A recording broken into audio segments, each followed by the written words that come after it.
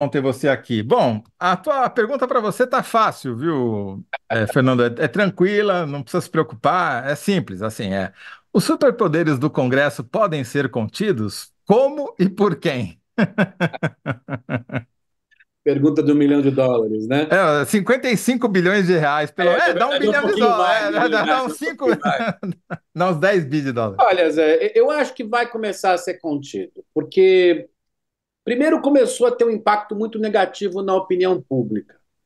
E tanto o Rodrigo quanto o Arthur Lira têm uma gestão que, digamos, de presidente do sindicato dos deputados e senadores, mas sempre olhando para a opinião pública. Eles não são Eduardo Cunha, é importante dizer isso. Basta ver a história da reforma tributária, como o Arthur Lira teve um papel muito importante. Basta pensar que o Rodrigo é candidato a governador de Minas Gerais, inegavelmente.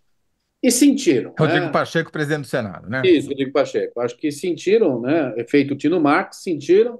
E acho que isso já é o primeiro baque. O segundo baque é que há já vários processos e dados, tanto no Supremo Tribunal Federal como no Tribunal de Contas da União, que ainda não caíram na imprensa, não sei como, mas podem cair a qualquer momento, mostrando o uso, vamos dizer desse modo, o uso indevido de emendas parlamentares, sobretudo das emendas PIX.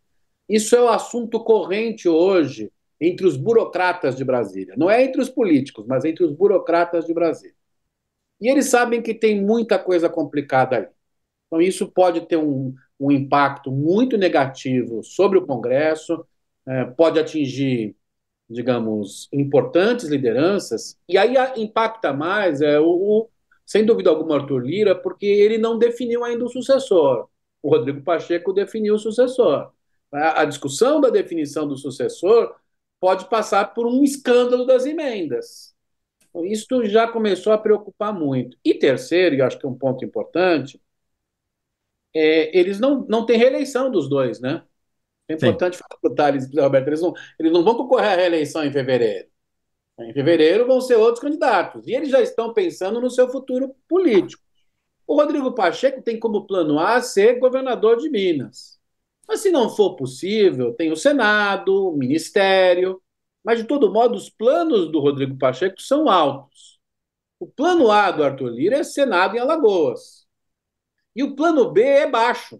É esse o problema. O plano B é continuar deputado federal. É muito difícil que ele perca a eleição a deputado federal em Alagoas, mas o plano B é baixo. E a candidatura dele ao Senado em Alagoas está em perigo.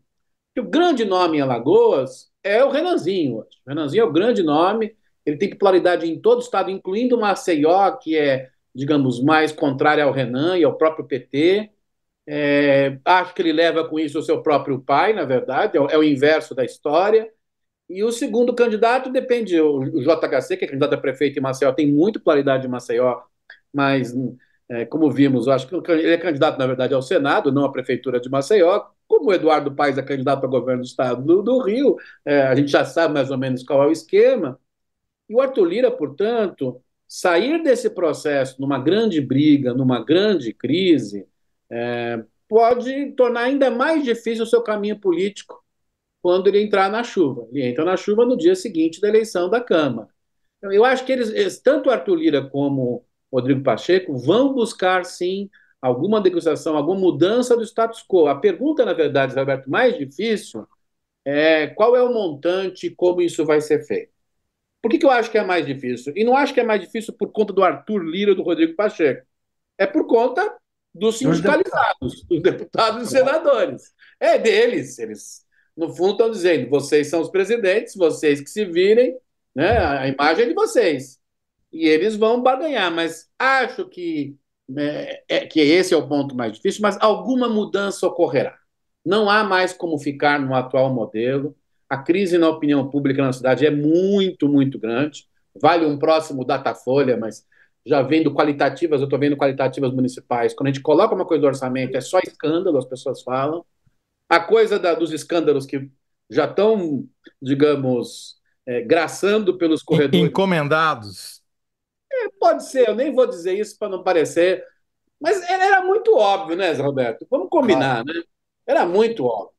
Sim, a emenda PIX obviamente um caminho muito fácil para a improbidade administrativa e para a corrupção. Era Ela muito é, óbvio que tinha isso. ela é a continuação do orçamento secreto. Isso, cara.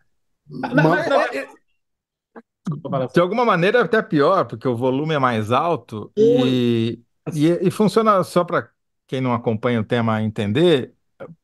Tem várias maneiras, mas assim, o volume principal funciona da seguinte maneira: o dinheiro sai de um fundo federal, que é o Fundo Nacional de Saúde, e vai para 5.570, aliás, menos do que isso, porque nem todas as prefeituras são agraciadas, né? Elas precisam ter um padrinho, mas vão para os fundos municipais sem carimbo. Ó, o dinheiro tá aí, entra no Fundo Municipal de Saúde, você gasta como você quiser, prefeito. Então ele não tem Inclusive, que prestar conta, né? Não tem como prestar conta, aquilo entra num bolo com outros dinheiros, você não sabe se aquele dinheiro, né, que veio da emenda do deputado foi para pagar A, B, C, D ou F, né? dá para saber, no limite, se você quebrar sigilo bancário. E isso é possível. E acho que alguns escândalos, alguns vão falar e vão entrar nessa linha. E digo mais, parte desse dinheiro foi gasto para custeio, que é um crime gravíssimo. Então, assim, o tamanho do escândalo, né? Como o Zé lembrou, o tamanho do dinheiro é muito grande, dinheiro, e o escândalo é tão grande quanto. Então, não tem mais como sair. Assim, acho que tem que lembrar um outro fator. No Supremo foi 11-0, né, Thales? 11-0, não tem o que dizer, né? 11-0 não dá para dizer que foi o Flávio Dino que ligou à noite para o Lula e fez um acordo. 11-0. Então, A assim, impressão que eu tenho lá no Congresso é o seguinte: eles estão dispostos a aceitar uma negociação para fiscalização, para mudar o processo de tal forma que fique um pouco mais transparente, etc. Agora, eles não estão dispostos a pegar a pasta de dente e botar dentro do tubo, ou seja, o montante, o tamanho do dinheiro, eles não estão dispostos a ceder aí no tamanho do dinheiro. eu Aí é acho que Eu acho que parte da negociação, Thales, vai passar por. Acho que também, se cair, se diminuir o dinheiro, vai ser muito pouco, mas colocar esse dinheiro em lugares mais carimbados que fácil, respondam a duas fácil. coisas: mais transparência, né? Não aquele caminho que o Zé Roberto falou, e, sobretudo, colar mais em programas do Executivo Federal. É isso que o governo está tentando. Nessa conversa, nesses almoços, vem cá, já que não dá para diminuir o tamanho do dinheiro, dá para colocar aqui no PAC, dá para colocar na saúde, aqui a gente combinar. Educação. É, Eu acho que isso tem chances boas de ocorrer. Porque para dar transparência precisa ter uma estrutura de fluxo orçamentário que os programas governamentais têm mais fácil, têm de uma maneira mais fácil. Se não é muito difícil. PAC eles Muito. não gostam muito, só se for o PAC do meu município. É um Eu acho, PAC que vai para o meu eu município? acho que o primeiro lugar depois da saúde, a saúde, inclusive, já tem a própria vinculação, a definição constitucional sobre isso, é a educação. Me parece que é muito Sim. mais fácil. Mas acho que alguma coisinha do PAC, alguma coisa que possa ser muito, digamos, pode gerar créditos para os deputados, eles topam. Porque tem que lembrar que parte do PAC é reforma de escola, construção de creche, coisas que são Isso. mais fáceis de ver, No né? passado foram aquelas compras de retroescavadeira, vocês lembram, né? Teve aquele Sim. programa de equipar a prefeitura com retroescavadeira, tem retroescavadeira sobrando no Brasil aí. Mas agora isso não está bem. O Codevasp ainda faz muita coisa nisso, mas não está no conjunto dos programas no tamanho que eles querem gastar. Até Acho que porque não tem onde é, colocar mais retroescavadeira. haja desastre ambiental para comprar. Exato. Não acho que vai acontecer isso, mas acho que tem muita obra que pode gerar crédito para o deputado.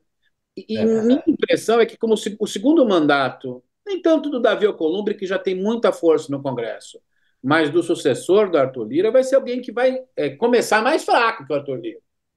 E vai ser alguém que sabe que em 2026 o governo federal, de um modo ou de outro, vai ter mais controle sobre o fluxo orçamentário para a eleição federal. Portanto, há uma tendência de parte do Centrão de fazer parcerias, vamos dizer desse nome, um nome mais, digamos, suave, né? Fazer parcerias e parcerias dentro dessas políticas governamentais. Isso eu acho que tende a mudar um pouco o desenho do orçamento em termos de transparência e em termos de racionalização, porque, Thales, isso é muito importante também. Esses gastos não só são opacos, são gastos que são dinheiro jogado do helicóptero. quando você tem os programas governamentais, há mais chance de você avaliar, saber como é que foi aquele gasto. Ele já tem uma lógica há um bom tempo.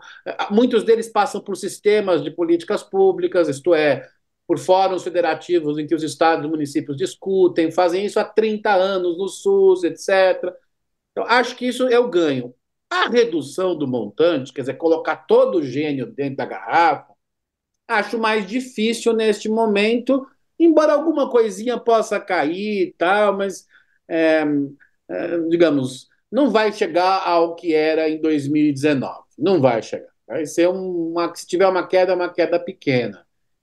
De todo modo, se esse dinheiro for gasto com políticas públicas essenciais, em saúde, educação, mesmo com a coisa de infraestrutura e habitação, já é um bom gasto, já é um gasto melhor. Isso que as pessoas têm que pensar, já é um gasto melhor. É, eu quero ser otimista como você está sendo, Fernando. Eu acho que essa é a melhor coisa que pode acontecer, porque, ao contrário do que dizem os deputados e senadores através do Arthur Lira, não são os deputados nem os senadores que têm as melhores visões sobre onde o dinheiro tem que ser gasto, porque eles têm uma visão da parte, eles não têm uma visão do todo. Quem se preocupa com o todo, em tese, é o governo federal e que cria políticas nacionais e você, né, vai alocando proporcionalmente, até porque nem todos os municípios têm representação no Congresso, né? Tem muito município que não elegeu nenhum deputado, né? Que o mais votado não foi eleito. Tudo bem, o cara pode estar querendo entrar ali, mas isso gera desproporções. A gente vê Vassouras, por exemplo, no Rio de Janeiro, recebeu mais dinheiro para a saúde per capita do que qualquer outro município brasileiro. Ah, tem um hospital que atende a região, sim, mas mesmo assim não é inexplicável por que que vai tanto dinheiro para Vassouras, né? E quem mandou a emenda foi o Romário, quer dizer, teve 8.000 votos lá, umas lógicas assim que não fazem sentido, né? A minha pergunta, avançando um pouquinho a discussão para você, Fernando, é o seguinte: teve uma mudança, né? O Thales fez aqui para gente uma cronologia, que ele, inclusive, curiosamente, quem mandou para ele foi o pessoal que está no almoço lá, né? Os magistrados. Tomei um É, susto aqui. sim, calma, calma, calma. É, ou seja, eles estão preocupados com isso, mostrando como de emenda em emenda constitucional eles foram aumentando, né, bilhões e bilhões das emendas orçamentárias. Isso mudou o jeito de fazer política no Brasil. O toma lá da cá praticamente não existe mais, porque não tem mais o governo não tem mais o que dar, ele é obrigado a gastar do jeito que o deputado e o senador falaram que ele tem que gastar, a emenda é impositiva.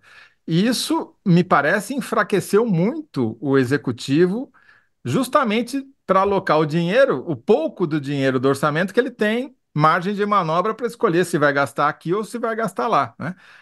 Isso, a meu ver, muda não só a relação do executivo com o legislativo, como cria uma perpetuação da espécie, né? Quem já está lá não sai mais, porque com o dinheiro que ele tem do fundo eleitoral, do fundo partidário, mas as emendas, ele se elege, se reelege e elege o prefeito que já está no cargo. Eu estou enganado. É, no fundo, todo esse processo começa com a crise do governo Dilma, né, no final do primeiro, começo do segundo, passa pela Lava Jato, né, por um governo Temer, que foi um governo muito fraco. As pessoas, eu sempre ouço alguns, sobretudo economistas, dizendo que o governo Temer era perfeito para o Congresso. Com 2 processos de impeachment votado, você não pode ser perfeito para o Congresso, tem algum problema. Não entenderam como funciona o sistema. Depois o governo Bolsonaro começou ignorando o Congresso, mas quando viu que a partir da Covid ele poderia sofrer um processo de impeachment, entregou o cofre por inteiro, e é o momento que dá o maior salto do dinheiro dessas emendas. E vem novamente um governo, o governo Lula, que, junto com o governo Fernando Henrique, foram 16 anos do presidencialismo de coalizão de raiz, né? Digamos, em que o poder executivo precisava da coalizão para governar, mas tinha um grande poder para construir e coordenar e manejar a coalizão. Quando o Lula chega e vê, digamos, o que ele esperava, na verdade, obviamente que muita gente ali tomou um susto. Mas é importante dizer que esse processo que você está chamando, que é um processo de oligarquização política, é isso, na verdade. Né? Esses deputados criaram um tal grau de oligarquização que quem está dentro fica, quem está fora não entra. É um pouco isso. Ele é Exatamente. paradoxal, Zé, porque ele nasce, um dos principais ingredientes para criar isso foi a Lava Jato, que era contra a corrupção dos partidos políticos no Petrolão, e que Nasce levou. antes, nasce em 13, que era um movimento contra o sistema Todo, né, de todo esse representação que falia. processo das jornadas lá de junho, Lava Jato, até a própria eleição do Bolsonaro, em certa medida, mesmo que tenha alguma falsidade nessa ideia, era o antipolítico, ou seja, o Sim. sistema político está viciado, só os mesmos mandam, não sei o quê, e, portanto, precisamos fazer uma limpeza. O resultado paradoxal é que o sistema É o oposto. se tornou mais oligárquico do que era antes. Vou lembrar um fato que as pessoas se esquecem. Toda aquela crise de 2013, Lava Jato, levou o Supremo a mudar o financiamento de campanha no Brasil. E o financiamento de campanha, que era majoritariamente privado, ele tinha fundos públicos também, se tornou ainda mais majoritariamente ainda público, com o fundo partidário eleitoral crescendo muito, muito. E vou dizer, sem citar nomes, porque não estou com o meu advogado ao lado, mas grande parte dessas emendas é financiamento privado de campanhas. Isso é óbvio. Eles não querem transparência, porque esse dinheiro, alguma coisa sobra do dinheiro para financiar a campanha localmente. Então, assim, criaram um sistema de oligarquização que não existia antes.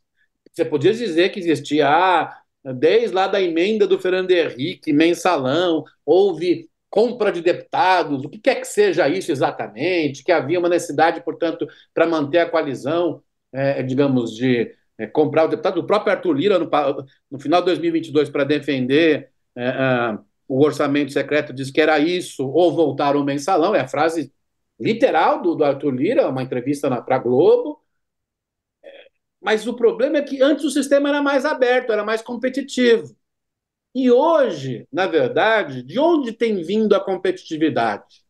Dos dos antissistêmicos que ainda permanecem. Ou seja, uma grande franja do bolsonarismo via discurso de igreja, discurso de segurança pública. Não é que não se beneficie desse sistema, mas pode vir de fora a gente aí. Pode nascer os Pablo Marçais da vida, que nem precisam disso, como o Dória não precisava. Sem dizer que o Dória era igual ao Pablo Marçal, convenhamos, eu tenho mais respeito ao Dória, mas você cria um jogo em que pouquíssimos conseguem entrar, desestimula a renovação da política, e quando há, é de alguém que é completamente antipolítica, que É piora o cacareco. sistema político, é o cacareco. Então, a gente tem que fazer uma reflexão sobre isso, porque esse modelo oligárquico que só permite ser quebrado por sendo antissistema é muito ruim para a democracia brasileira, muito ruim para a democracia. Não é uma questão de ser direita ou esquerda, não é isto. É porque esse pessoal antissistema, quando chega no Congresso, tá, ele sabe bem, ele não faz nada, ele não sabe o que fazer, porque ele não sabe, ele não pensa políticas públicas, não foi? Ele chega lá dizendo que o problema é a ideologia de gênero, o aborto, mas você fala, mas o que vai fazer para resolver a educação? Ele não tem a menor ideia. O que vai fazer para resolver a saúde? Ele não tem a menor ideia. O Pablo Marçal, nos debates, está sensacional. Você pergunta o que fazer para resolver o trânsito de São Paulo. E ele fala sobre qualquer outra coisa que não isso.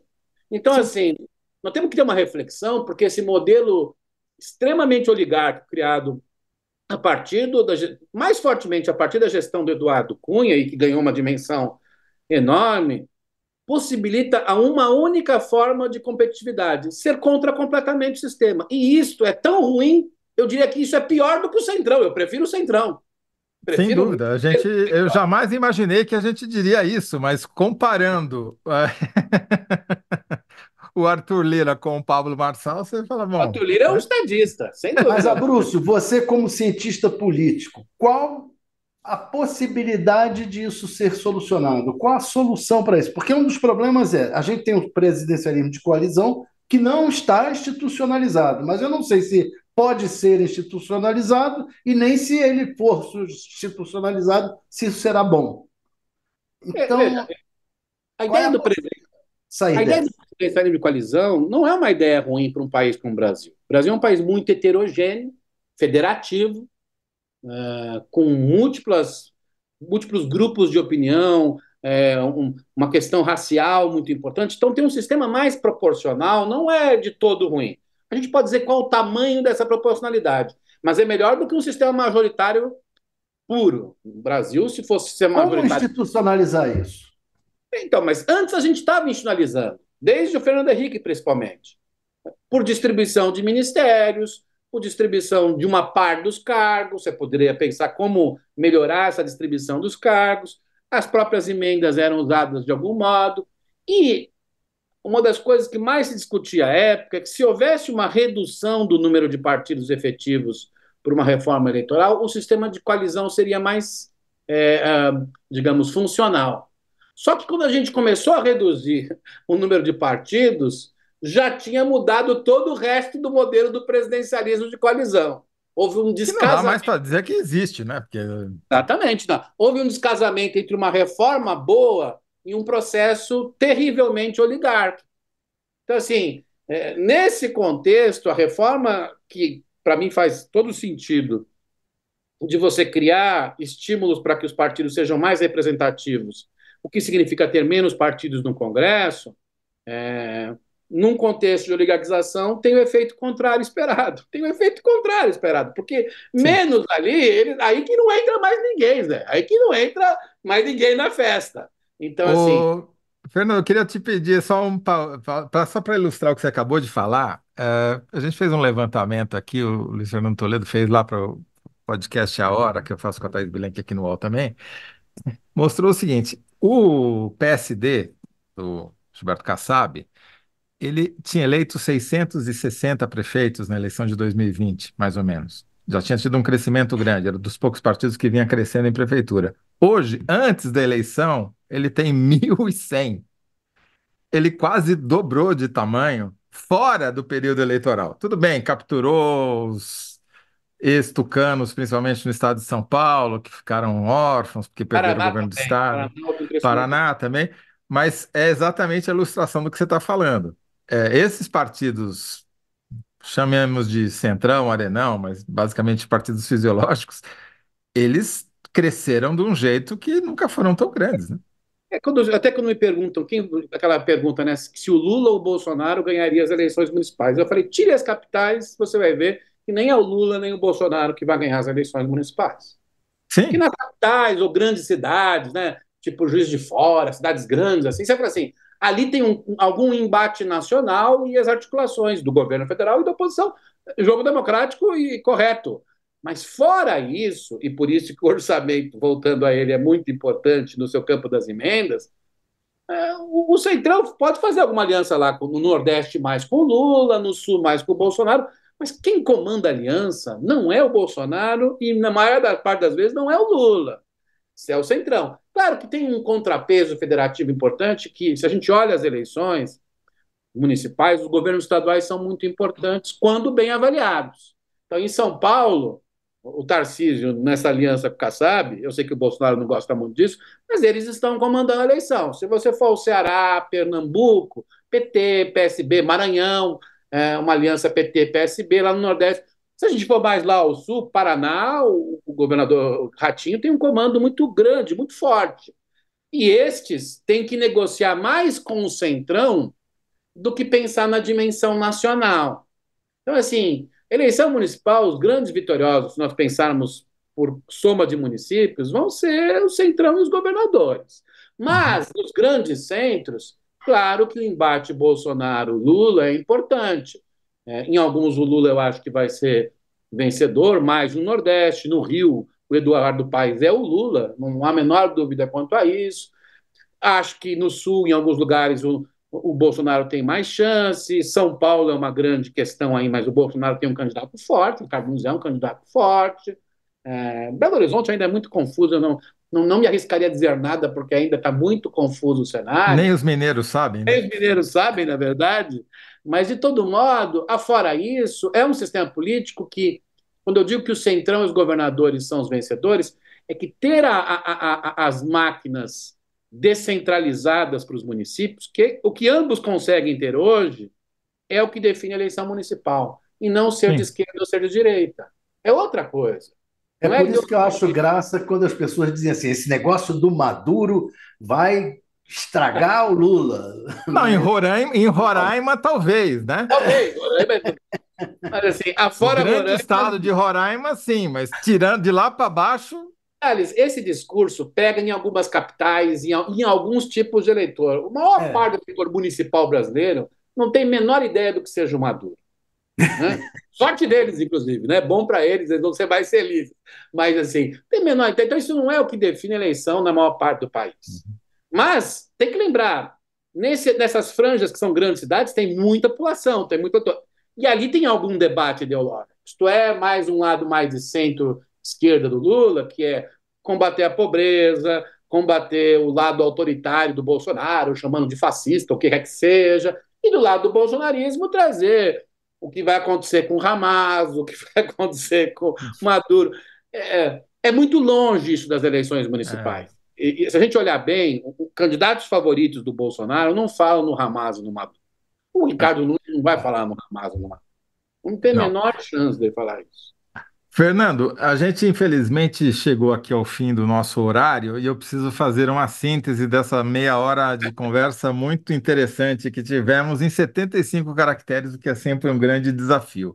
Eu fiz duas aqui, mas queria submeter a você, ver se alguma delas se encaixa na ideia geral da pergunta que a gente tinha te feito inicialmente, que é os superpoderes do Congresso podem ser contidos como e por quem?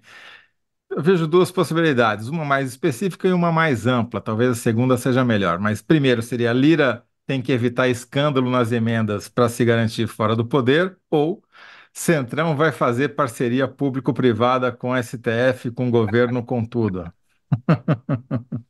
A segunda ela faz mais sentido em termos mais gerais, mas o Arthur Lira vai levar a ameaça até o ponto em que não ameace sua carreira. Isso é muito importante. O Arthur Lira é um político experimentado, um político inteligente. Por horas, obviamente, o poder cega qualquer um de nós, qualquer um que estivesse lá, mas acho que ele já deve estar pensando em como sair desse processo com algum argumento para ser uma liderança do Centrão. Então ele tem que dizer para o Centrão que, olha, não vai ter mais a emenda PIX ou essas coisas que ninguém sabe para onde vai. Nós vamos ter que casar em alguns programas de educação, etc. Mas o montante do dinheiro, se diminuir, diminui de 55 para 45, sabe? 10%. Não vai diminuir mais do que isso. E nós vamos ter lá em 2026, quando inaugurar a creche em Quixeramobim, você, deputado que representa aquela base, vai poder ir lá e dizer isso. Eu acho que essa é uma forma dele sair melhor. Se ele trucar mais forte, dizer, vou aprovar uma PEC, que qualquer decisão do Supremo pode ser reformada pelo Congresso Nacional, ele cai. Porque aí o mercado financeiro, os empresários, o realpolitik numa sociedade capitalista vai em cima dele, sendo muito direto e reto. E aí ele não quer isso. Se ele quisesse uma visão diferente dessa, ele não tinha patrocinado uma reforma tributária. Então vamos de Lira vai evitar escândalo com emendas para se garantir fora do poder, vai tentar evitar, né? E não, e para se garantir como uma das lideranças do Centrão, eu colocaria nessa linha, Zé. Perfeito, para se garantir, garantir poder fora da cadeira, né?